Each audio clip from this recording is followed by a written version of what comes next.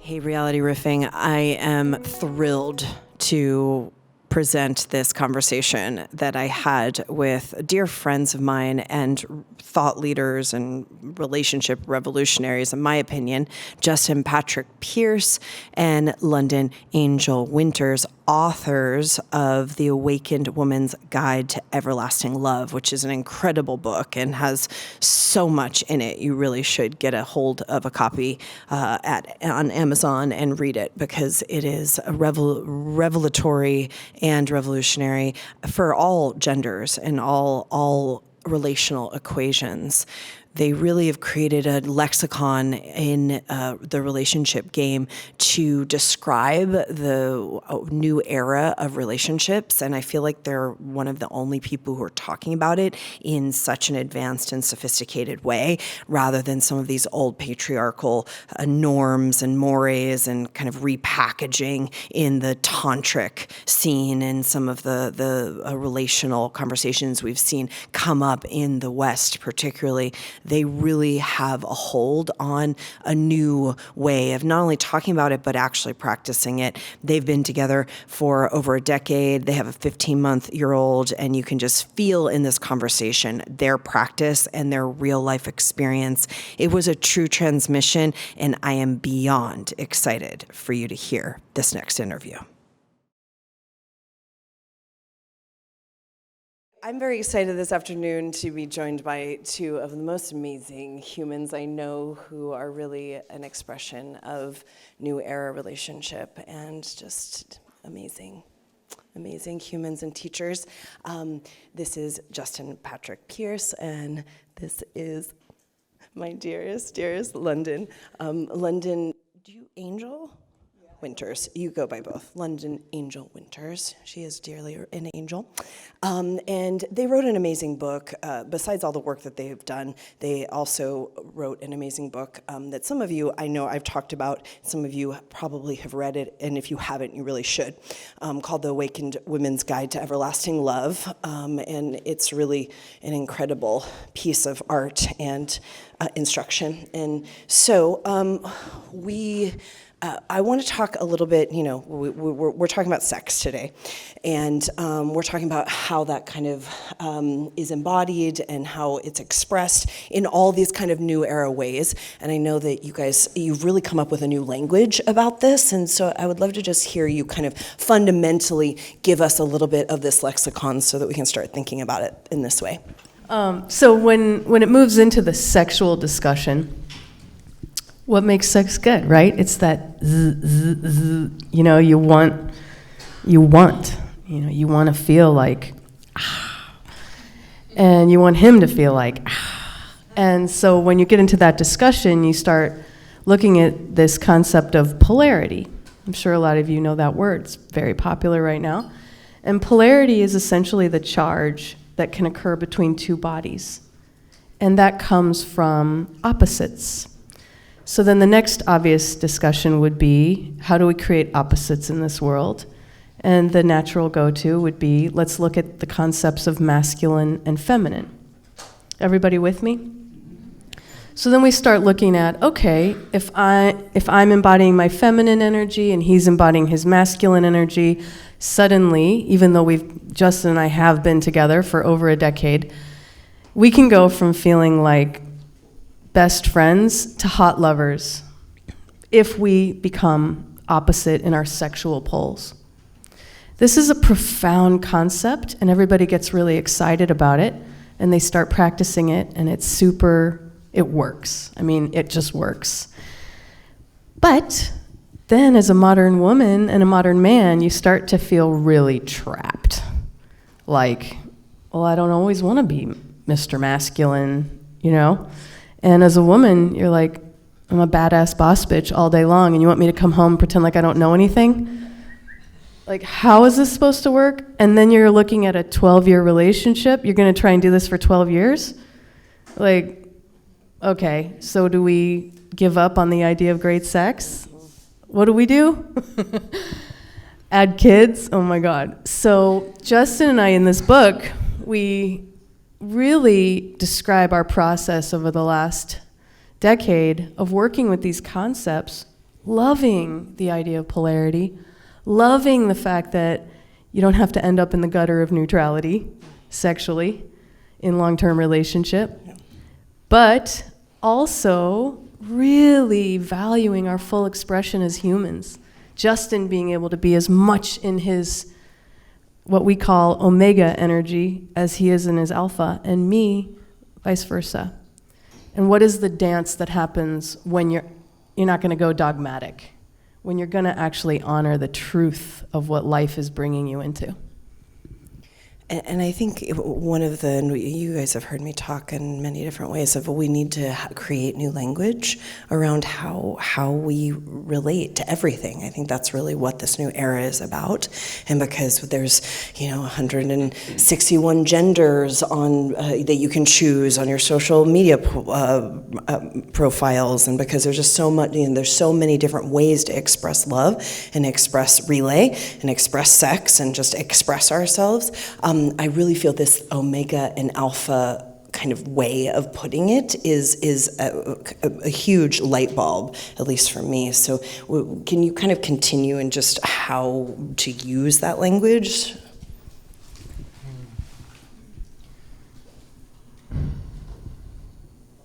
When I first met Londin, I was in my early 20s, and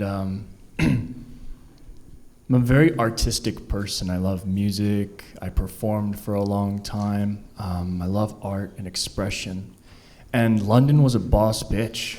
I mean, she was badass. She was dominating the world in sales and all of these very purpose-driven places in life.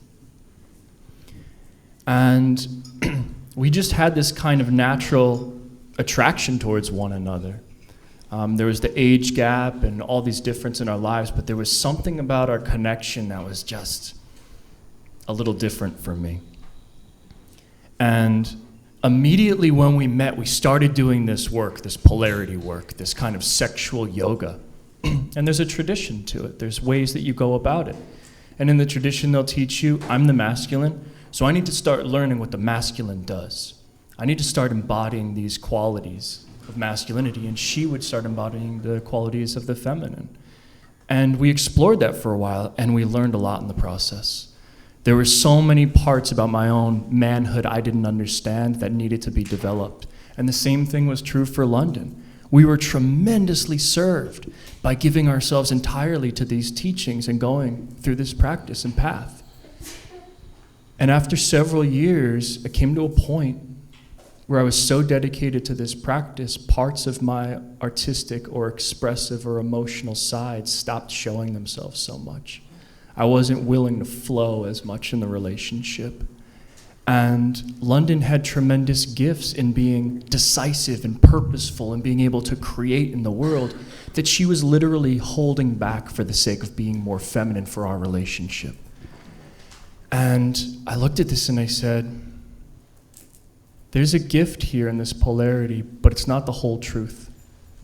You have gifts in you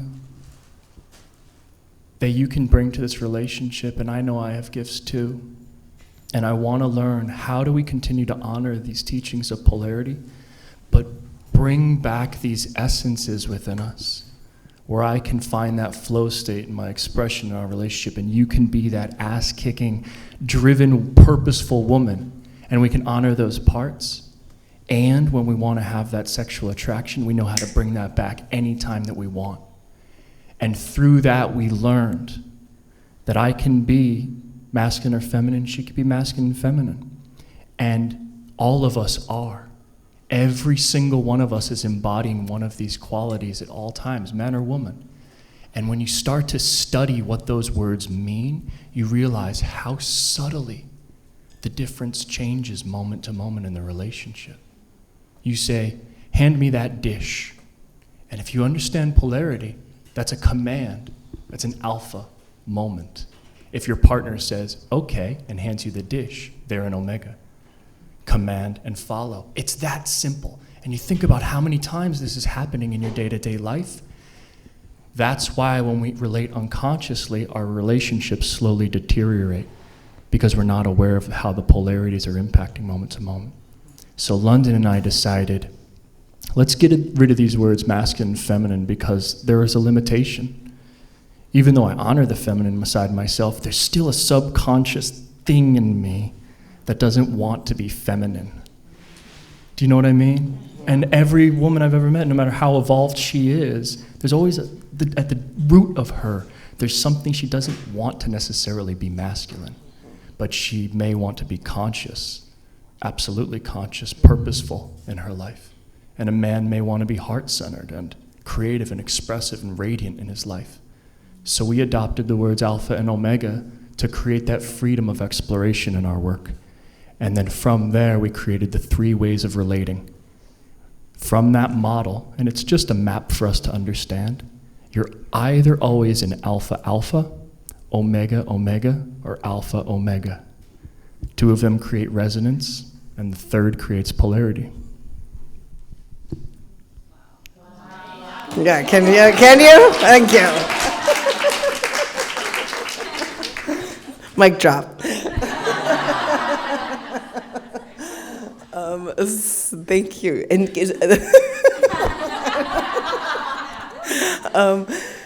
so can you, just to continue that, can you give some more examples just so we can deepen the kind of understanding of what those different scenarios would be like?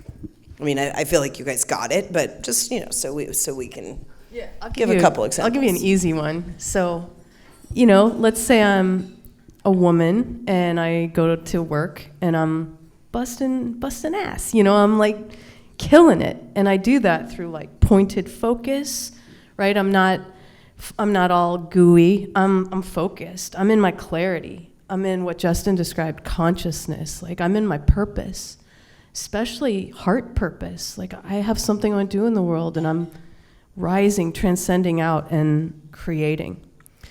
And so this is very alpha. Can you see how if I said this is very masculine, you might be like, oh, don't do that, right? But if you say this is alpha, you're like, oh, that's a mode that creates an outcome that I want. This is why we changed language. Justin and I spent like 3 years trying to do masculine, feminine switching, and we were just like, we can't get out of the dogma, like it's too deep. So, that's alpha. And alpha is a tremendous gift, especially in the modern person. Like a woman who's willing to tap consciousness and a man who's willing to tap sensitivity. Oh my gosh, it's that balance that just creates the awakened self. So these are things we want to embrace, we want to feel good about, we want language that celebrates. So I come home, I'm in full alpha. In the sort of patriarchal polarity model, you would be coached as a woman, well, spend 5 minutes in the car, maybe dance to a song and loosen all that up, or you're gonna kill the polarity in your relationship, and you're just like, I can't win in today's society, you know what I mean? Right? Or you accidentally go to work, all gooey and everyone loses respect for you and you're just like, oh my God, I'm screwed. So none of that felt good to us. What feels good is I walk in the door and I'm in my alpha. My spine is straight, I'm pointed, I'm focused, I'm in charge. And because he's not judging me for that, because he loves that, he is in the moment of receiving me as I walk in the house, and he's like, oh, I see, she's in alpha. So he embodies omega. Why? Because he's not judging it. He doesn't have a problem with it. It's not lesser. Omega is not beta, right? Omega is motherfucker awesome. So he's in his omega, his sensitive feeling heart, and he greets me from omega, and immediately there's polarity. Now I get to feel rewarded for what I did all day. I get to feel loved for my full range.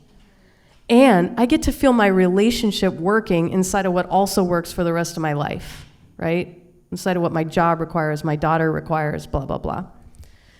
So he's not concerned about what I'm in. He's just concerned about recognizing what I'm in so he can do the opposite. And then boom, heat, immediately, like within seconds of walking in the door. So he kind of shimmers up to me and goes, you look really hot right now. You're kind of a badass, aren't you? And I'm like, yeah. I'm serious. It feels so good. You're just like, this is so good. And then, because we're not stuck in the dogma, he then does the sexual yoga, the mechanics, to kind of do a bigger alpha than me. Yeah. And the next thing I know, I'm like melting, but not because it's bad to be alpha. I'm melting because the dance of our dynamic in that moment was like a vortex that sucked me into Omega. Especially because I was received for where I was at. So there's not this like artificial thing on top trying to have like this modern relationship, trying to do patriarchal polarity. What garbage, right? Trying to be somebody that I think is this like ideal feminine or ideal masculine. No, it's about being in the moment and dancing. And then the next thing I know, I'm like gooed out in Omega, but not because it's a good idea. It's because that was what the truth of that moment was. Right? Story always chokes me up.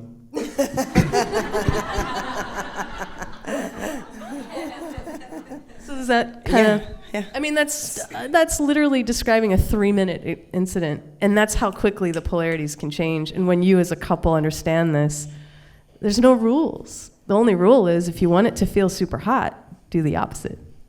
Right, and if you want, if it's like the trip to Costco on the day before Thanksgiving, it's alpha, right? Because if you hit that with anything else, you're gonna be. Yeah, I mean, that's precisely. That's the exactly point. it. It's gotten to is like. Londin and I are also business partners. We work together, run workshops together, and I need her alpha 100% when we're doing those types of things. And we will create containers for us to be an alpha together. So when we wrote this book, we would have these chairs, we would set up in front of a big screen television and have the words projected on the screen, and we're like, okay, you ready to go in alpha? And they're like, yeah, okay. We both like strap into the chairs, and then it's like, okay, alpha mode. And then in 4 minutes we're arguing, and we're like, I hate you, and we never want to have sex ever again. And we're just like, and we do it for the sake of the project, because the art we can co-create when we both go into that place together is beyond. It's our gift to the world. And it takes us both going there to create that gift. And that's beautiful. We sacrifice our own polarity deliberately to do that. And we also recognize we're not going to be attracted to one another in those moments, right? And then the moment work time is done, we close and we don't even talk about business or the book in the next moment. We're in the kitchen and we don't let it bleed into that space. We're so intentional with what we're allowed to talk about and what we say in certain spaces. That's the only thing that allows this polarity dynamic to remain accessible to us, something we can actually navigate moment to moment. Otherwise, if we could just have a business call in the kitchen or just bring up this work project while we're both with the kids and talk about taxes, your relationship gets run down by the juggernaut of functionality. And there's so many distractions in our life right now. When are you really going to be available for love and polarity if you don't make time for it?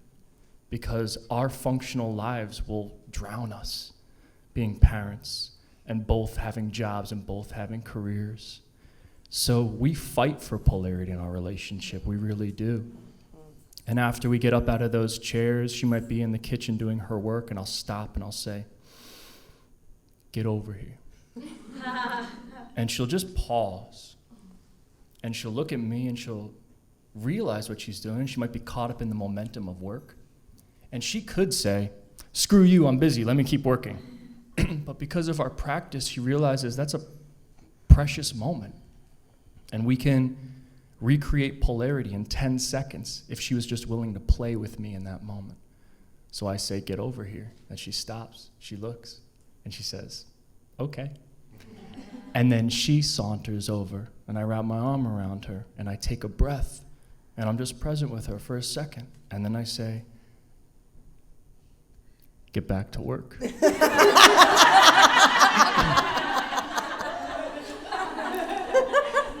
And then I walk away. But because I do that and we're humorous about it, if I had a closed heart and I was some asshole saying that, it'd be totally inappropriate. But it's because we're humorously and lovingly playing with these energies to create a dynamic intentionally. And now when I go and lay down next to her in bed that night, that little pilot light of sexual attraction is still lit. Because we keep it lit in these micro moments spread out throughout the day. 10 seconds here, 10 seconds there. But when you go days and weeks without touching polarity whatsoever, it can feel like, why was I ever even attracted to this person in the first place? This relationship is done. It's over. And we're here to tell you that's not always necessarily the case. It's just a matter of you guys lost the natural polarity between you, and it's going to take some effort and consciousness to bring it back. So it goes without, I mean, I just want to touch on omega, which is kind of like you're playing with the dogs and the kids, or you're like, I mean, you know, that's kind of what else would be an omega? You're like spooning on the couch, binge watching a Netflix series, ordering pizza. Yeah. Gooey meets gooey. Best. It's Gooey really best friend soulmate kind of, Yeah. you know. Yeah. And Okay. it's great. We definitely cash in on those times too. You I need mean, it. you meet your Yeah. soulmate. You don't want to like have to work all the time, you know. Sometimes you just want to goo out together, and then at one point it feels gross. You know, it's like when you're on vacation, you're like, not another full meal, you know. It feels just like that, and then we both kind of recognize this is getting a little. There's like no banks to this river, and it's just puddling, and it's not fun. For real. And then one of us will boot into alpha. And that's what makes it a modern relationship. Sometimes it's me, right? I'm not afraid to boot into alpha. It doesn't say anything about me. If anything, it says I'm a badass and I can do the full range. I can play every note. Yeah. There's a Portlandia sketch where they start watching Netflix, and then it's like a ghost days, and like he's growing a beard. They're calling into work every day. It just gets really obscene. It's hilarious. Okay, so say I'm in a long-term relationship and we haven't had sex in months or years, or it feels like that long, and it feels so far away, and I feel so lost in it. What's the first, especially because, and we'll touch on this in a minute, you know, there's all these bad habits. So what, I know that you guys go through some really practical stuff, but what would be some things that you would say to people who are in that moment in their relationship? Well, we call that the gutter of neutrality. Yeah. First thing to notice is you have to become aware of alpha and omega, your own and theirs. Because, you know, his omega looks different than my omega. His alpha looks different than my alpha. It's not like a one-size-fits-all thing. So you kind of become aware of what your partner is in. And you become aware of what you're in, and 9 out of 10 times you're in the same thing. When you're in the same sexual pull, you could be fighting, you could be harmonious, but you're not going to feel attracted. Remember I was saying opposites? I mean, age-old saying opposites attract. So 9 times out of 10, you're going to be in one of two places. You're either going to be in the same sexual pull, and if you're not, then you're probably letting another brick in front of the yoni wall, right? You've accumulated resentments. You didn't say no when you wanted to say no, so your body's saying no for you, right? I'm sure you guys have been talking about the microcosmic orbit a lot this weekend. So in really any two-bodied practice, what are you looking to create? This. Well, if you put a bunch of bricks in front of the yoni, it's boom, boom, boom. There's just no energetic willingness to merge. It's, you know, if you're the one in omega, you do not want to be penetrated. You could show up and say a lot of polite conversation. You could talk about who walks the dog. You can do all of that functional stuff and pretend like the relationship is working. But if you, as omega, don't want to be penetrated, you've shut him out or her out. And then if you're the one playing alpha, maybe you are ashamed to penetrate, right? You you maybe made an advance and it was insensitive and you hurt somebody and then you don't want to penetrate anymore.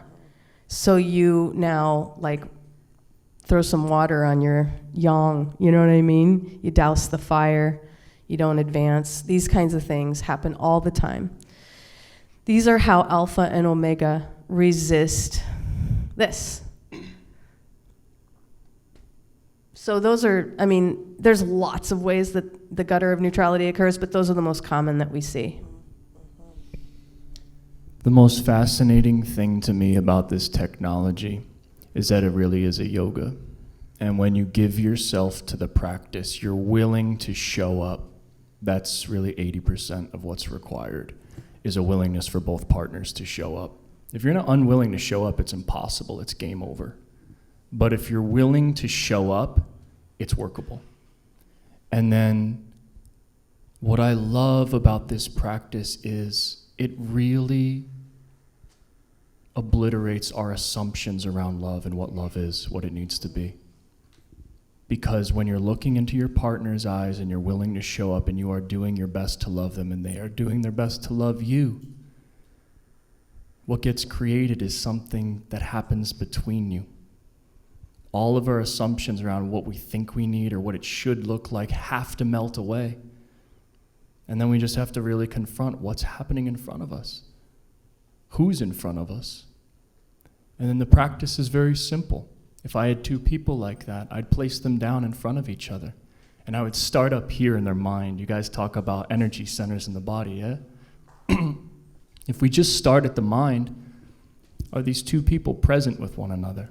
Or is this person in their mind about the past, how they've been hurt before by this person and thinking about that and not able to be in the present moment? Or are they fearful, projecting into the future? Or is their mind trapped inside of them in another thought?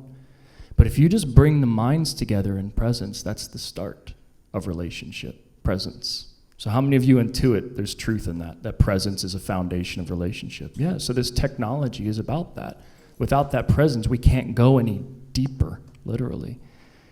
And then you start to examine, okay, well, we've connected here in presence, and you can do that with someone at work. You can connect in presence with someone on the street, a total stranger.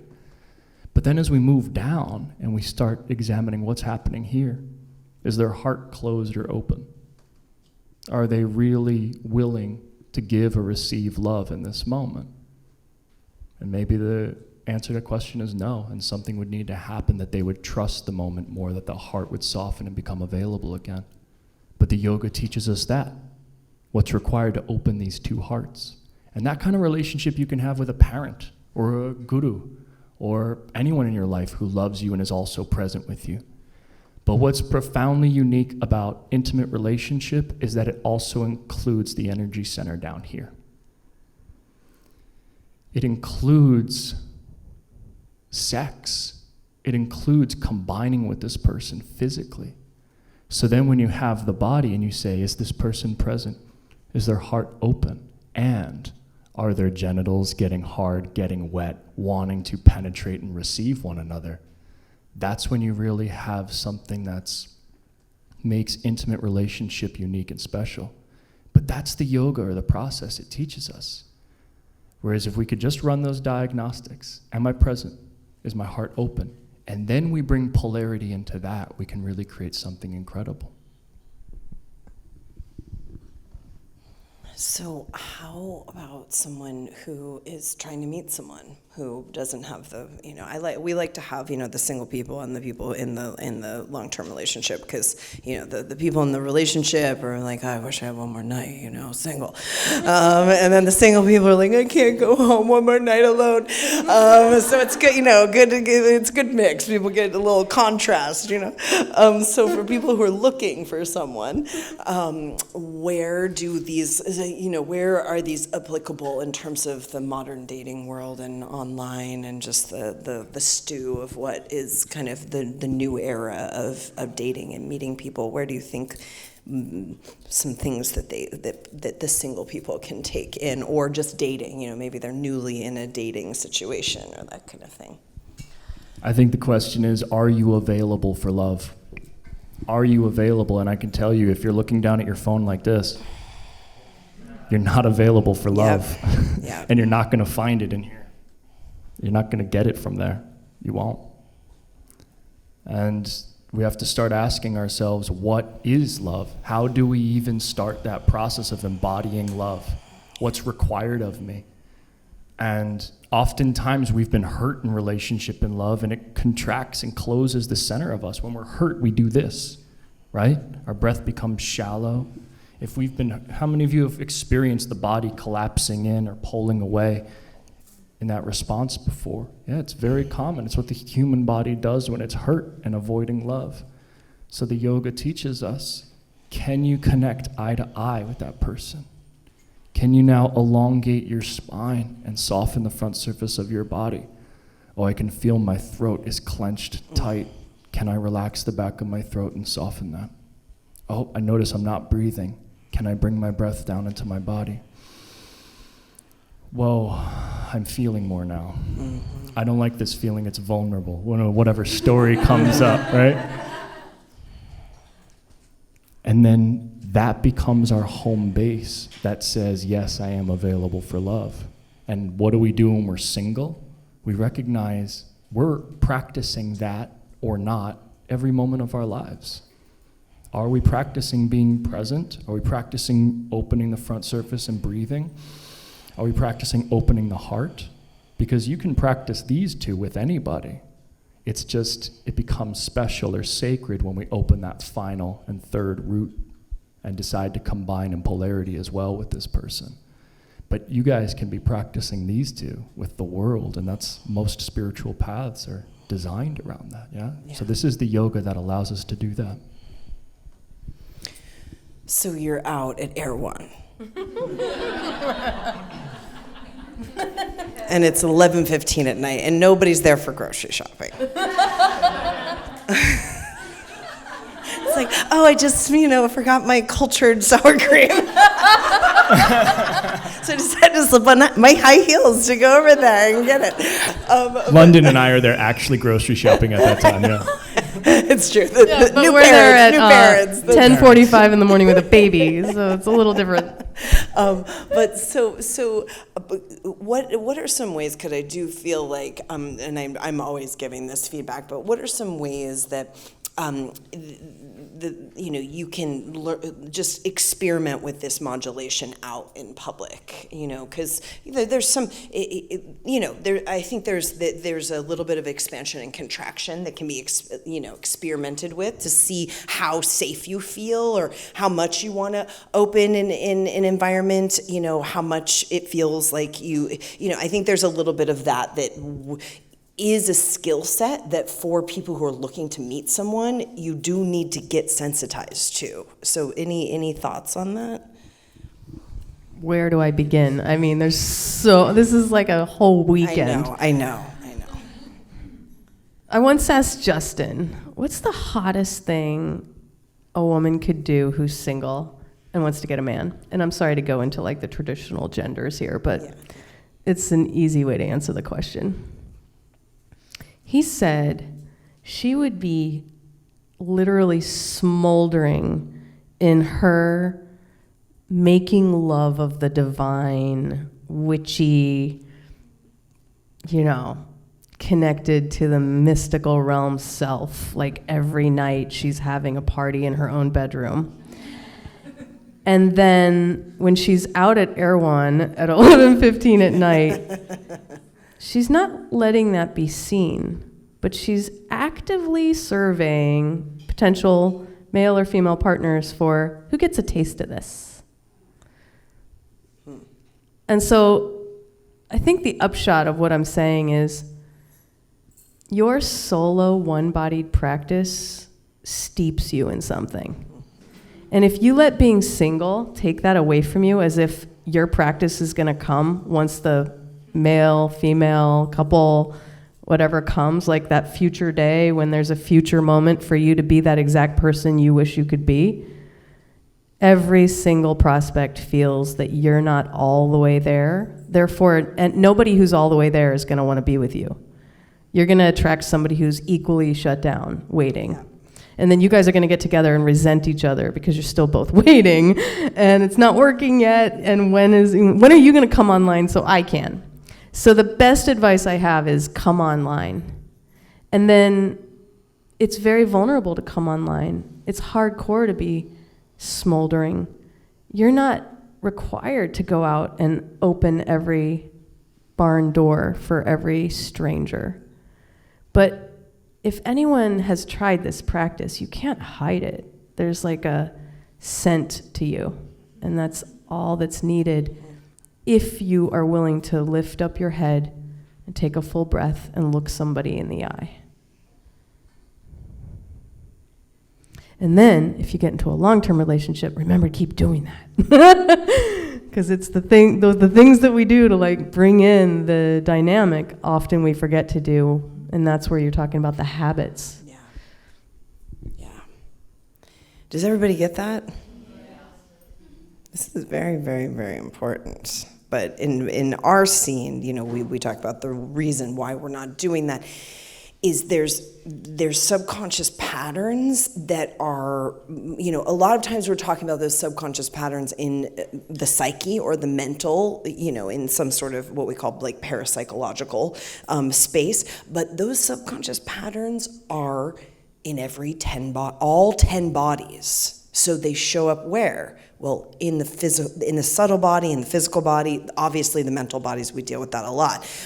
In every aspect, in the radiant body, these patterns of shutdown and defensiveness and victim, all these types of things, they show up in the radiant body, so they dim the radiant. So you see this in all 10 bodies. I know we come from different yogic traditions, but is it really just that you're, in a simple foundational practice, you're really just starting to breathe into what, the chakras or the front of the body, or are these kind of things that people can start to work with if they find that they have these, and everybody does, by the way, have these weird, kind of physical, subconscious, and even fascial, because the stuff shows up in the this is like, you have no idea what you look like in the face. A lot of times because there's fascial subconscious patterns in the face that, I was looking out when we were doing playtime the other night. Some of you are just like, and I was like, whoa, I hope that is not the face you make when you're having fun, because that is scary. And I bet you don't know that's the face you make, so these are the fascial. So can you offer a couple of things that can be like ways to at least recognize these types of patterns? Because I think many of us, just like the mental and psychological part of this, many of us have no idea how these are physically showing up. I'd love Justin to speak on this more because he's such a scholar of this, and you guys are, a very applied scientific practice community. But just speaking to it on the broad brush, there's really two things you can do in any moment. You can contract or expand, right? So everything that you're speaking of is a contraction. And why do you contract around intimate relationship? Well, if I was to punch you in the gut right now, wouldn't you tighten to make sure the hit didn't hit that hard?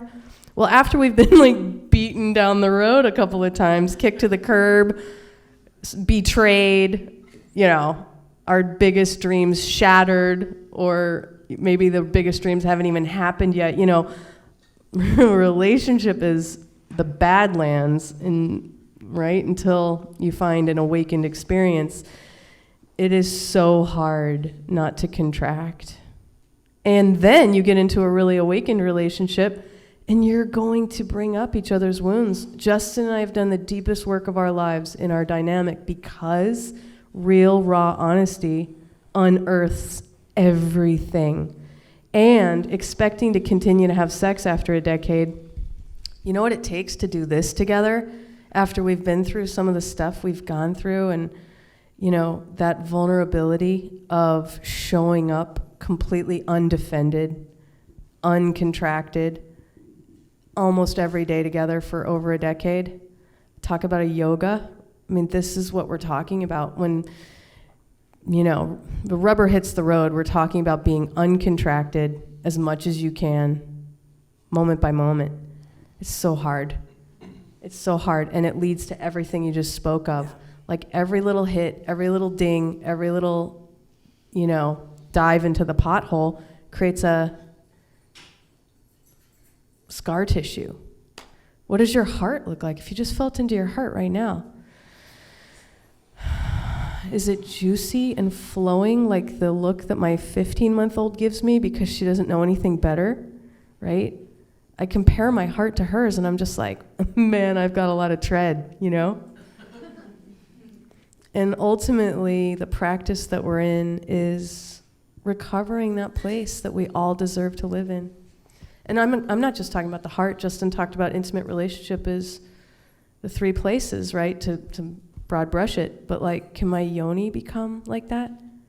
Can his lower belly become like that? Can my mind relax its defenses? Or do I just hop into analyzation every time we get into a thing? I mean, awakened relationship is... Yogi Bhajan says love is a pin in your heart.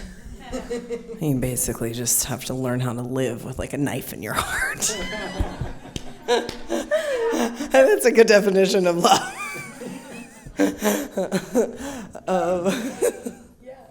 So, which I think this is really important because those, some of us have had this experience, some of us want this experience, and we're all in different kind of parts of the time-space continuum around it, but it's so painful. And I do appreciate that you guys talk about the reality of it, just like being awakened in any way. The things that we do to keep ourselves from falling asleep. This is, remember this one this morning, or do we already forget? I put them through a real doozy this morning. But the things that we do to keep the system awake. This is real. So anything around, or even just the science of why it happens, so that people can start to track it for themselves, or I like to nerd out on this stuff. I'm the biggest nerd when it comes to this stuff. I know you are.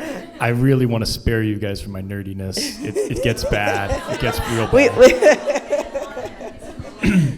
But what it comes down to is, how curious are you about the effect you're having on the person that's standing in front of you?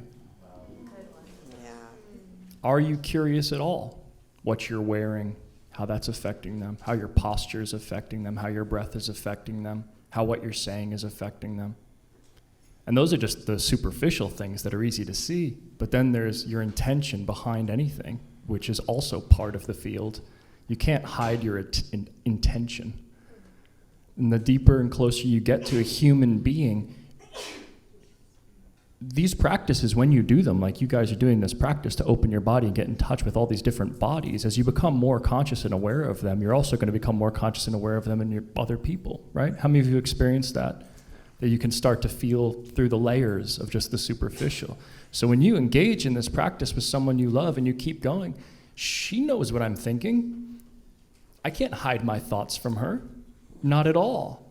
She might not know literally what my thought is, but her body does. It'll tell me. And you start to recognize, wow, everything that I do is having an impact on my partner. And if we get curious about that and say, is my partner opening or closing? How can I open them? If we just playfully ask ourselves that question, our relationship transforms. And if we can keep asking ourselves that question when we don't like them, or they just hurt us, or they're yelling at us, then our life really transforms. But anyone can do this when the moment is good. That's why we practice when the moment's good. Because when the moment's bad, it's going to require every ounce of us to be able to bring that curiosity and that love to that moment. And all we have to ask ourselves is, wow, my partner's closing. What can I do to open them? Maybe I'll start to lean closer. Well, she opened. Did you notice that? So did you see how she smiled? She opened. You can literally read a person's entire body, like we were just saying. Every facial expression is telling you whether or not they're opening or closing. But if she didn't do that, if she just pulled back even slightly, I would recognize that just closed her. So let me lean back slightly. Did that open her? Yes. Right? That's all this yoga is. There's whole sciences, and you can observe these patterns and kind of create theories and philosophies around it. But until we're willing to do that and engage that and realize it as a truth for ourselves, what is true? Because if I go into this and I go, oh, I know what's going to open her, I just need to do X, Y, and Z, but I'm totally oblivious to what's actually happening here, that's not it. That's not intimacy. That's not love. Love is, there's a human being alive in front of me right now. How do I open them? What can I do with my body such that they would start to open? And we explore that with our breath, with our posture, with our emotions, with our sound. And that's the yoga. Can I say one other thing? Yeah. The best gift that this practice has given us in the decade we've been together is that so much content has occurred, right? Like stupid amounts of content. But this very yogic embodied practice is the place that brings us back together, because the content divides us. It's so divisive. But the yoga entrains us. You know, entrainment, right? Like literally what athletes do before they go into the game, where they do these exact same practices so that they can feel each other on the court and know where everyone is, that they can feel united in a universal mind, that they trust each other implicitly. We're literally doing the same thing in our relationship, and it has saved us because you can't avoid content, right? You can't. And we have this thing that brings us back together. And we know when it's off. We know when it's off. We'll look at each other and we'll be like, we're off, right? And we're really honest, like, feeling nothing for you, you know?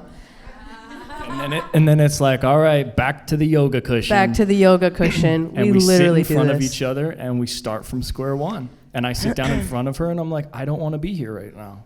Yeah. I don't want to breathe you. I don't want to look into your eye. I'm not attracted to you right now. This sucks. But that's our commitment to this. We will sit down and we will do that. And we'll just start doing the yoga, the practice. And be like, this hurts. This is uncomfortable. I don't want to be here. But then within minutes, something changes in my psychology. Something changes in my body. Suddenly I remember, she's beautiful. I love her. Look at her. And my nature takes over my body, and my nature is love. But it's the yoga that is the technology that busts through those walls and those stories. So this yoga is our anchor. And that's the teaching, just like a meditation, just like any yoga we do. We have to do the practice and we get the insight. We don't get the insight first. We have to do the practice to learn whether or not what we're saying is true. And that's my invitation for all of you. Don't take our word for it. Try it. See what arises. And let that truth inform your practice and your yoga. I will say that, and I want to hear what you guys think. This is my opinion. For some of you who, because you know this because you work with many women as well, there's a big complaint that my partner isn't as spiritual as I am, or they don't come to the workshop, or they're not interested in the whatever thing it is. Then why are you attracted to them? No, I was gonna say, in this book there's a chapter called "My Partner Isn't Practicing." For real, there's a whole chapter. Oh, I would read that, because I do. That's a very common thing I hear. That's a very common complaint for women, and I'm sure it's across gender, but it is very common for women. So my opinion is that I actually think it only takes one person in the relationship to be practicing, for the relationship to go to a much different place than it is now. Now, I'm not saying that, there are places that you can only enter in all, tantric technology with 2 initiates or more. So it's not, in order to get some places, you have to have both partners practicing. But what do you guys think? If you have a partner at home who's not interested in this, what's your opinion on that? Because I do feel like you can make great strides with someone who is, quote unquote, not interested in practicing whatever you're practicing or whatever your idea of that is. Absolutely. The first thing is we do work with a lot of couples, and couples will come to us with that situation a lot. And it's like, there's a million other people you could be with, yet you chose this person who's not interested in the things you're interested in at all. Why? There's intelligence to that. There really is a wisdom why you're drawn to these certain things that are totally opposite of you or not like you whatsoever. And sometimes we'll get in a relationship and we'll want that person to be like us so much, and maybe they start to become that, and then suddenly we're like, okay, you're more like me, but now I don't want to have sex with you anymore. And then that happens, and you're like, oh, but that person's interesting. That person who isn't interested in anything I'm interested in over there. How many of you experienced something like this before? Yeah, when we're in day-to-day life, we want resonance and sameness in so many ways. One of the things that men, complain about a lot about the opposite sex and their partners is just how much emotion is brought into the field, how much emotion they have to deal with, how emotional things get. So even historically, men have kind of tried to suppress or stamp out that thing. Calm that thing down, be like me, be neutral, be this, be this, be this. But then they also simultaneously want this kind of fierce, exotic creature in the bedroom. And it's like, well, wait a minute. How can you be suppressing that, controlling that, confining that, but then in the bedroom you want this other creature to come to life? That was transformational information for me to realize that when she shows me her emotion, it might not feel like what I want to do in that moment. I'm not like, oh, nice, she's crying, let's go. But if I say, oh, you're okay, don't worry about it, she goes, oh, okay, right? Hardens down or loses trust in me in some capacity. And then my relationship deteriorates as a result of that.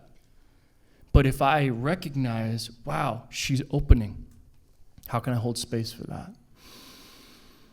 And in the back of my mind, I'm like, man, I got a million things to do. But I will be with her. And I will say, no, this is more important. I'm prioritizing my relationship. And maybe it takes 10 minutes. It's not really that huge an investment of time. It's not as big a deal as we think. And then suddenly she's on the other side of it. She feels my presence. And then when we do go into the bedroom, that part of her is still alive. Her emotional flow, her sensitivity, her feeling is welcome around me because I didn't say you're too much or I can't handle this in any subtle or overt way. I said, I want all of you, bring it. And then when we go to make love, all of her's still there. On this subject, I think this is a segue to something very interesting, which is that a lot of women think that their partners or people who they're dating or people who they're in a relationship with, for some whatever reason, can't handle all of them. What's your opinion on this? Because I personally, I hear this quite often, and what I see from whoever's kind of attracted to women, whoever is attracted to women, what I see is that they're actually and even non-deep or yogic practitioners are scanning for hot missiles, even if they don't have the nervous system to handle them. They're still looking for that. So I'm just curious what you guys think about this. Do you understand what I'm saying about this? Yeah, it's like why is that really nice like normal guy and he has like that crazy girlfriend? There's a reason for that. and you're like, wow, I don't know, she's just, there's a reason for that, right? And he may not be able to handle her in a many, many different ways. So I'm just curious your thoughts on this, because I think a lot of women who are looking for a relationship have a pretty toxic belief around this, or who are looking for more presence in their current relationship. However you want to. I think how many of you want to hear from him, right? I think it's your opinion that matters here. No, we want to hear from you. Me? Okay. All right, I'll take it. So what I just want to be responsible with my language. We're talking about omega, so I'm going to call it her. And we're talking about alpha being attracted to omega, so I'll call it him just for ease. But again, this can happen in any dynamic. So what makes omega the gift of alpha? If alpha is consciousness can meet omega and ripple through, right? Like the traditional oracle of Delphi, she will be empty. He, meaning alpha, will penetrate, and then she will literally become the imprint of that consciousness. As an alpha, again, man or woman, this is phenomenal to be in the presence of. Like when I play alpha and Justin's omega, my mind is blown. I get to see the presence of my consciousness rippling through his form and his sound and his movements. You would not believe what that feels like. It's like a living representation of whether you're on or off. This is the gift of the oracle, right? The ancient oracle. This is how she would communicate to the truth seeker. This is what we're doing today in these practices. It's no different. Obviously, I'm preaching to the choir here with your teachings. So now we get into the question, what's too much? There's an easy way to understand this. I've spent years in this inquiry, worked with so many women in this inquiry. I hear this from everyone. This is the number one hot button. In the omega expression, so it's uncensored flow, right? We all agree that that's omega. Is that rippling of your form to reflect consciousness as the gift of the two-bodied practice is essentially the practice of omega. When there's contraction in the heart, in the throat, in the yoni, or if it's the man, same thing, different landscape, it comes out as, right? It comes out as childhood wounds through uncensored flow. Yeah. It comes out as toxic. It shuts everybody's heart down. Are you opening or closing your partner? You're definitely closing them. Is your partner doing their best to show up? Maybe, but they still are closing, right? Everything that's coming at them is like an assault, an attack, the grossest thing that exists in humanity. Because it's through that contraction. It's not based in love. It's not based in light. It's not based in the divine. It's based in the childhood wounds of unlove, feeling separate, and then projecting your form as separateness, as if you're reflecting their consciousness. Well, you're clearly not, because that's not the nature of consciousness. Where omega is too much is that's if you look at where you've been called too much, you probably came barreling through as a volcano through closure. When you can practice to the point where you could bring that much no, that much F you, that much this is not right and I will not tolerate this, that much wake up, but you're doing it through openness. Now you're talking about an alpha that is standing in, mesmerized by you, awakened by you, right back into the moment of consciousness with you. And that is profound gifting. I mean, we do this in our workshops year after year, workshop after workshop. I've never not seen an alpha playing this role in the presence of omega's fully loaded, open-bodied truth, not just tears of devotion, worship, The way you would feel in front of an oracle. You know, she might be like, you're off, and you're like, oh, thank you, I knew it. You're speaking the truth of the moment. You're ripping me open into that which is the most true. I'm served by you. How, can I follow you to the ends of the earth? This is what awakened relationship looks like. This is what Omega's fullness looks like. When you see a man who, we were talking about this one person we know, and Justin made this comment, he's so in.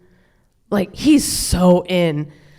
This is a man that we know that is worshiping a woman that is doing this work because she gifts him, she bowls him over regularly. He is so awake. He is so on point. And he knows it because of her and her willingness to open her heart back up and let it rip. Uncensored flow. She's not afraid of losing his love. She's devoted to the truth. This is you just felt the truth of that. This is, and I do feel like it's not dependent on whether whoever's receiving it can handle it particularly. It really is where the relay, to go back to kind of the language we've been using, if it comes from a relay of openness and the energy's flowing, or to use our language, the kundalini's flowing, and the bodies, the elements are balanced, the 10 bodies are balanced, the chakras are open, it's going to change time and space. It's a time-space machine. That kind of energy, that Shakti, that's a time-space machine. Yes. And anyone's going to be transported by it. Yes. I'm curious, just when Londin started to kind of go into those expressions, how many of you in the audience felt your eyes open a little bit, or took a slightly deeper breath, or you straightened up slightly? How many of you observed your body doing that? That's consciousness filling your body. You're going into alpha because she's polarizing you with her omega expression. For those of you who are sensitive enough to feel that, or that had that impact, just be aware that's alpha now inhabiting your body and polarizing her. That was a 1.5 out of 10. So in our work, it's intentional that she will run that through her nervous system so much that it will shake the walls of a room. And for those of you who felt that kind of come online when she did it, imagine that then meeting it in its reciprocal. And then that's where the narrative about I'm too much starts to dissolve. It's in that space where both man and woman recognize that thing is fucking beautiful. It really is. But when it comes from closure and a wounded heart, and it's just a criticism or shame or you always do, it will never have that effect. It will never awaken consciousness. Consciousness will go, forget that, I'm gonna focus over here. Never awaken it. But when it comes from that place, as love, fierce love, it wakes us up. I gave some really open-hearted, bodied, fierce love to my husband a couple weeks ago, and he actually, like yesterday, was like, "Could you do that again, like this weekend?" Like, they'll start asking for it. I mean, in one way or another, he's being funny because he's a comedian, but it becomes something. It's so nutrient. It's such a gift to your environment, not just to obviously there's proper places this can happen, but also, if you are if you're in this room, you're doing the kind of work where many people are coming to you as an oracle in one way or another, whether it's at the water cooler at work or whether it's, people are coming to you as an oracle. That's part of what's happening. And so this can be practiced outside of, and obviously there's modulations for professional settings and stuff, but I mean, the world is desperate, and not only desperate, but this is actually the ingredient of what has to kind of rise in this next era of consciousness, in my opinion, and I think you guys would. I absolutely agree. And when we say a woman's full expression or full emotions is a gift to a man, men who have not ever experienced it the way I described look at me and they go, "That's bullshit. That is total nonsense." I don't know if I can curse. Is that okay? I have. Okay. But what we're talking about is so unbelievable out there.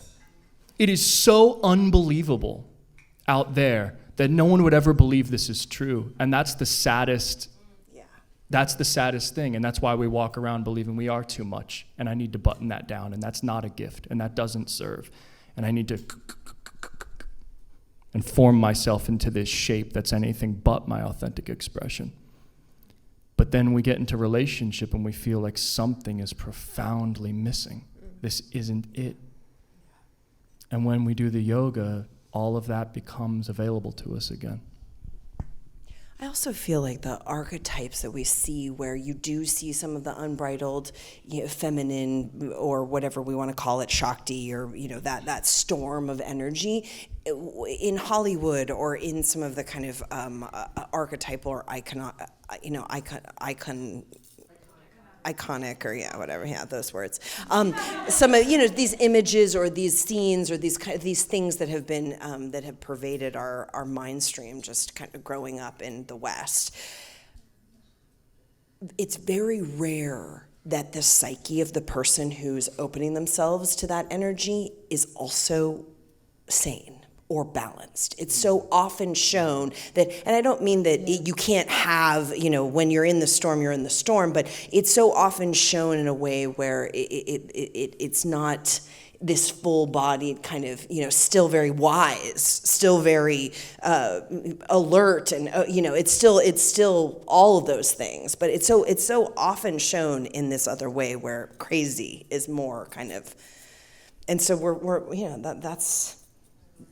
It's very heavy in terms of our conditioning. So true. Yeah. So true. And again, going back to the language of alpha and omega, because we've been programmed with these really deeply subconscious imprints, sometimes it does take a new language to actually begin to embody a new vibration around something. Do you guys feel like taking a couple questions? We don't have time for many, but would you be up for it? I'm more than happy, yeah. Okay.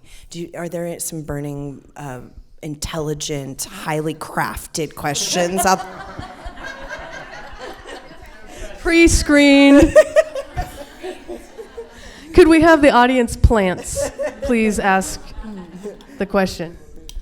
I really appreciate what you both just contributed, and thank you for the moderation. I'm in a relationship that is pretty fantastic, and the sex has gone down a little bit. We live together a lot because it's long distance, so I think that feels kind of normal, but we have sex frequently, like almost every day, but it doesn't feel potent like it used to. He's like a wizard but doesn't have a practice every day. He just came in like this. Do you have any recommendations for bringing some of the potency back in? Let me ask you this. Are you okay to talk pretty candidly? Yeah. Okay. When you were first sexual, was it like a 10 for you out of 1 to 10? No, never. What was it in the beginning? Like a 6 or 7. And what is it now? Probably like a 4. Okay. So it went from a 6 or a 7 to a 4. And how long has it been at a 4? 2 months. Oh, okay. So it's relatively recent? Yeah. Well, we've only been together for 5 months, but it's a committed partnership. I don't see the time stream the same way as a lot of people do. I'm just curious, did anything occur 2 months ago? Like a rift? We just started living together more. Right? Like spending more and more time together. There you go.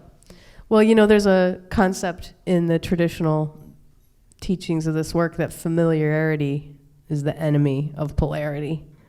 The way I like to say it is, if you watch them put their clothes on, you generally don't really die to rip them off. You know what I mean? A lot of the oppositeness is lost inside of sameness. And I don't just mean in the sexual poles. I mean in familiarity, like your bodies are around each other all the time. So a couple of things, since he's not a practitioner, and this kind of goes back to your question.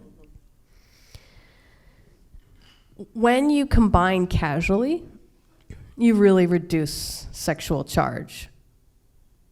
Justin and I love nothing more than cuddling, right? We pay a price for it. So like, I will not deny myself cuddling. That's my language of love, right? Like, I'm not gonna let it go. But I know that we take a hit on polarity when we do a lot of casual touching. There are, like, one of my teachers wouldn't even share a bedroom with her husband. She wouldn't interact with him casually ever.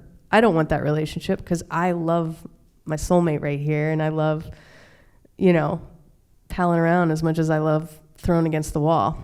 But if you're intentional, you begin to see what's needed. So this is, let's say you're the only one practicing, and you're, let's say, the leader of love. Like, if you tend to be omega more, and he's more alpha, omega tends to be the leader of connection, right? Looking out for connection. Alpha tends to be the leader of structure and purpose and where are we going as a unit, and those kinds of things.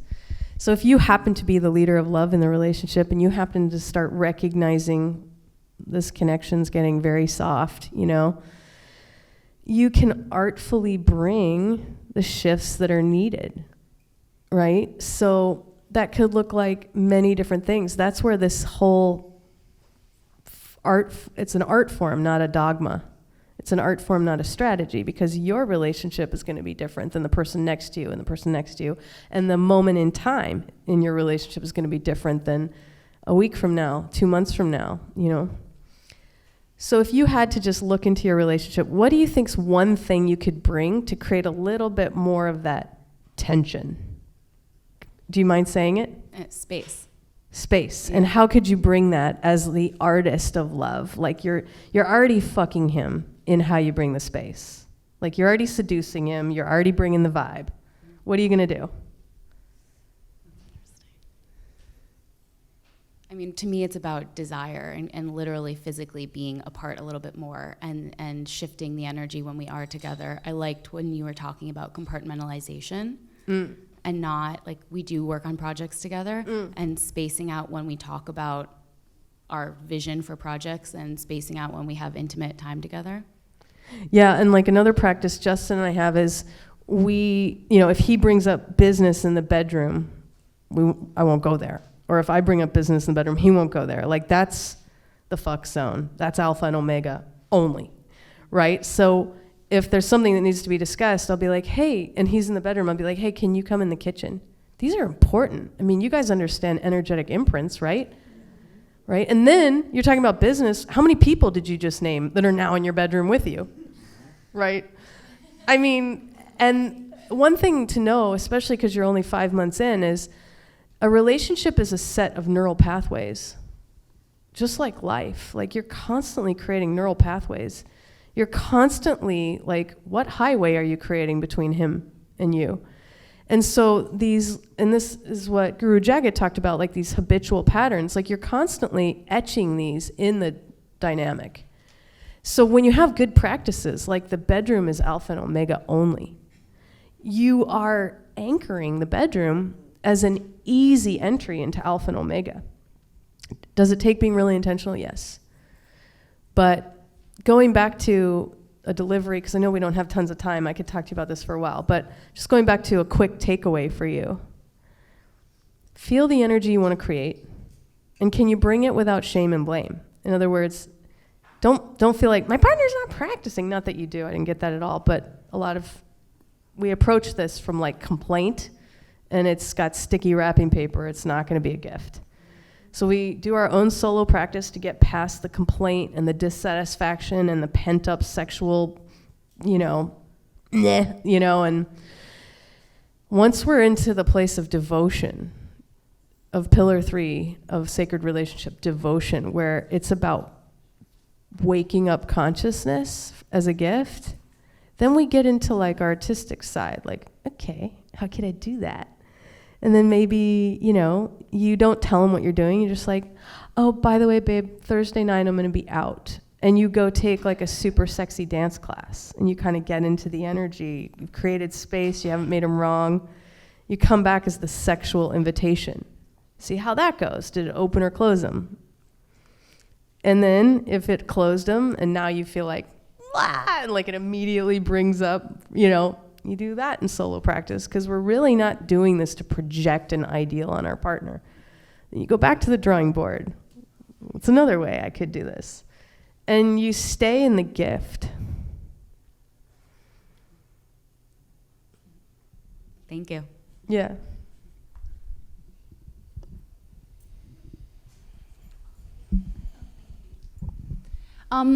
If your partner is really shut down, a male partner is completely shut down, but is willing to try something, but I've tried this with my husband before, and he gets really freaked out.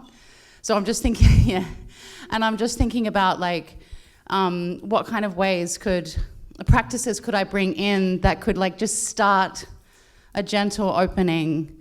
Because I feel like the yoga is just the thing to do. I mean, like having a physical practice or like some kind of technique rather than sort of waiting or talking or going too far too soon. Is there anything that you could suggest to start with?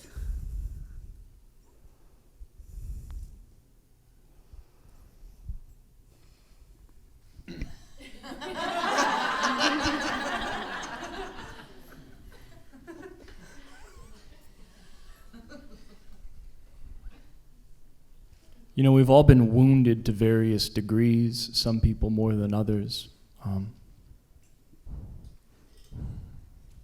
But how many of you in this room have ever experienced a kind of emotional or mental or physical wound that's held in your body, and if someone gets too close to you or starts bringing a certain energy, you can immediately feel that thing grip you and kind of freeze you? How many of you experienced that type of thing?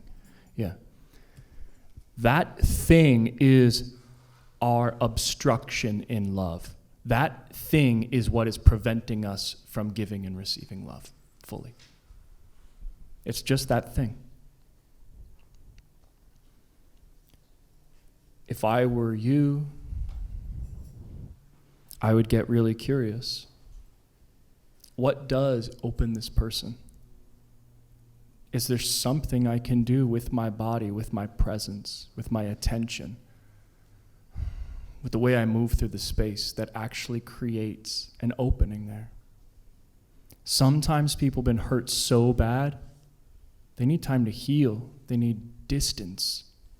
And proximity is one of those things that we learn in this yoga. Because I could be, and Londin and I do this work with individuals who've been highly traumatized.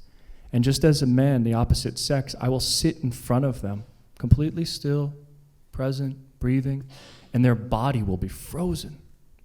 And until I move my seat back, and maybe I have to move till I'm, in the corner of the room, and then suddenly they go, okay, I feel safe. That's what they needed to open. They needed me to stand over there and get out of their way completely. So proximity is huge in this yogic art form. So that's one medium that we explore. We can keep going on and on and on, but I want to check in with you. What do you intuit is missing or would serve him? Or if you got curious about it, what do you believe would open him?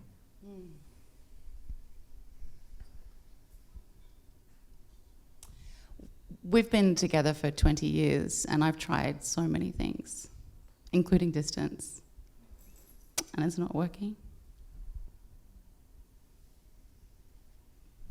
Have you ever directly asked him what he would need? Yeah. What does he say? Time. There's your answer. 20 years is a long time. It's an incredibly long time. And no one, if that's what he needs, You might be a no to that. You might say, I understand that's what you need. I love you very much, but I don't have that kind of time to give. But both of you have to honor your truth deeply. Because either one of you start to compromise your truth, your connection just becomes resentful of one another and hurtful, inflicting pain even without even having to say anything.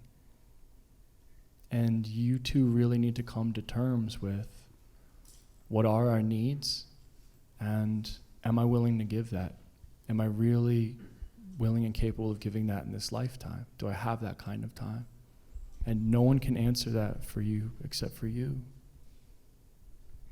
The other thing I would say is sometimes, would you say he's more alpha or omega in the dynamic? It shifts, but I would say it's become he's more omega. What do you think his, like when does he feel like the most full, in alpha or omega? Like, is omega a collapse?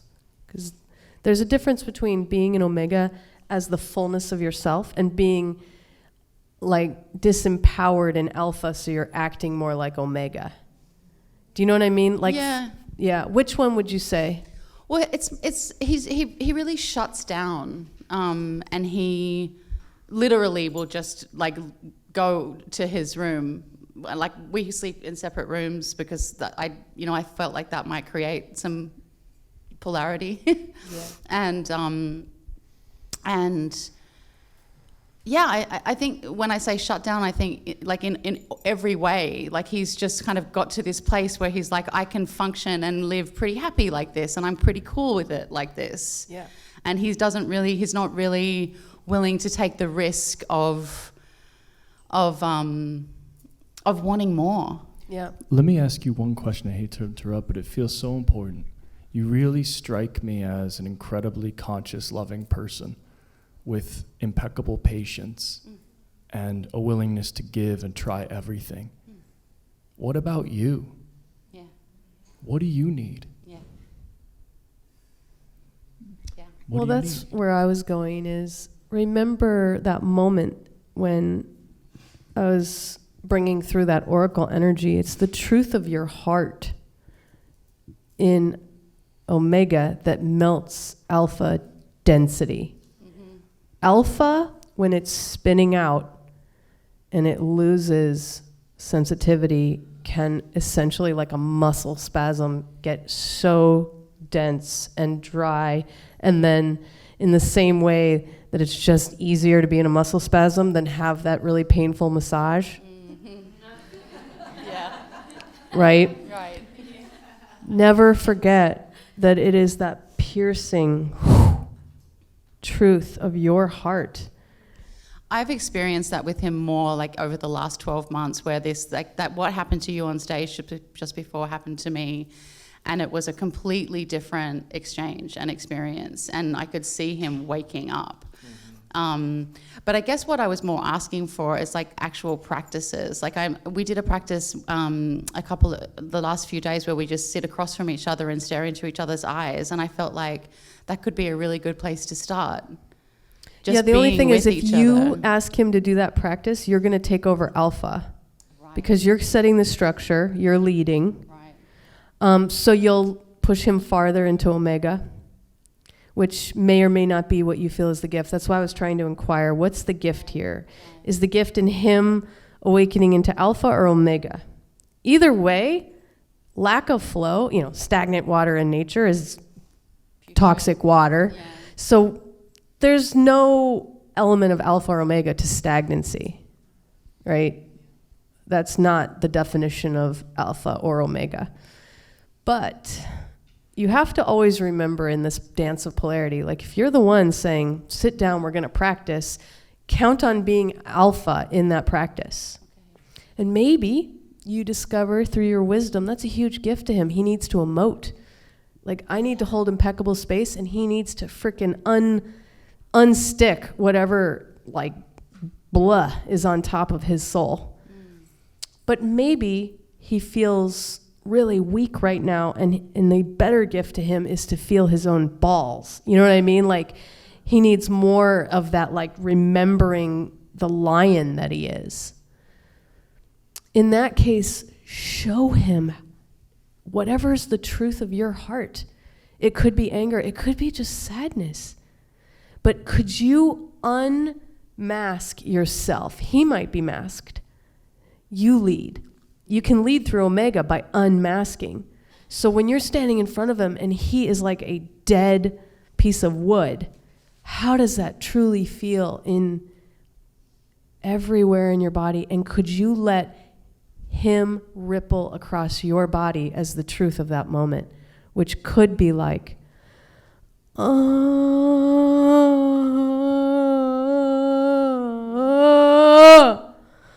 wake up! I fucking need you! I need you so fucking bad! Where are you? I want this! I want this! I want you back! It's your truth. You know, it's your truth that pierces through that fucking wall he accidentally got in front of him. And he might not be able to handle it because it's going to be the truth, right?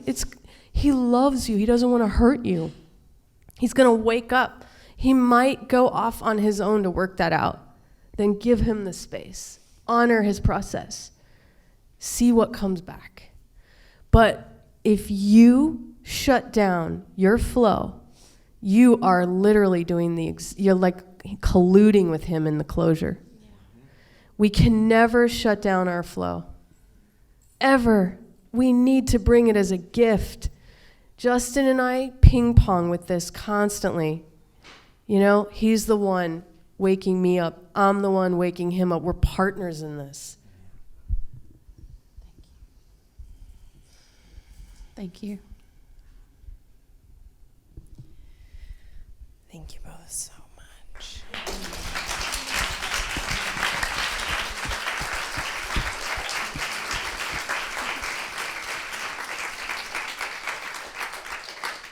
Thank you so much for spending this time with us. That was amazing, and everyone needs to read this book. This is a true art, and I feel is a real kind of defining piece of literature and transmission of this new era of what relay is. It's back. It's back there at the bookstore, but it's The Awakened Woman's Guide to Everlasting Love. But written in, you know, there's a lot. I think there's a lot for any gender in this book. I mean, it was written in a way to speak to some of the issues that we're, dealing with as women. But certainly, I think, Justin wrote half of it, or and has so much to give in terms of all the rest of the perspectives. So thank you both so much. They will be available for a moment if you want to talk to them, or if you want to get a book and get it signed. And then also, I just can't say enough about the work that you guys do. And so I'm sure that everything is sold out as it is usually, but you have to, I really recommend going to one of their in-person experiences and working with these amazing people. So can you tell them how they could find more out about that? Yeah, we do 4 weekends a year called the Yoga of Intimacy. And you can just Google Yoga of Intimacy and you'll find us on Eventbrite or on one of our websites. It's the easiest way. And then you guys do these amazing kind of topic conversations. And is that the only public work you're doing right now? Yeah. We had a baby. Oh yeah, that. And the entire trajectory of our lives went, eh. So yeah, we're putting ourselves out as much as we humanly possible. Got it. And we're still kind of acclimating to the shift. But we also have a Patreon group that's $10 a month, and it's a 90-minute gathering where we call it Walking the Path of Sacred Intimacy, because as we talked about today, it takes something to walk this path. So it's our way of supporting women who are walking the path and going, what the fuck now? Like if you read the book and you're inspired, it's the space we come and we do something similar here, and it's open Q&A, so you always have a tether to us, and we can always deepen the conversation, help you with your practice. And everything can be found on Londin's website, londonangelwinters.com, and Londin is spelled D-I-N. Yeah, Londin. Okay, wonderful. Thank you so much. Thank you so much for listening to another episode of Reality Riffing. These are conversations that I think are important with people who are doing great things in the world about subject matters that need to be discussed. If you enjoyed the content, the conversation, please feel free to share with your people, share with your friends and family, rate the podcast below, and also subscribe.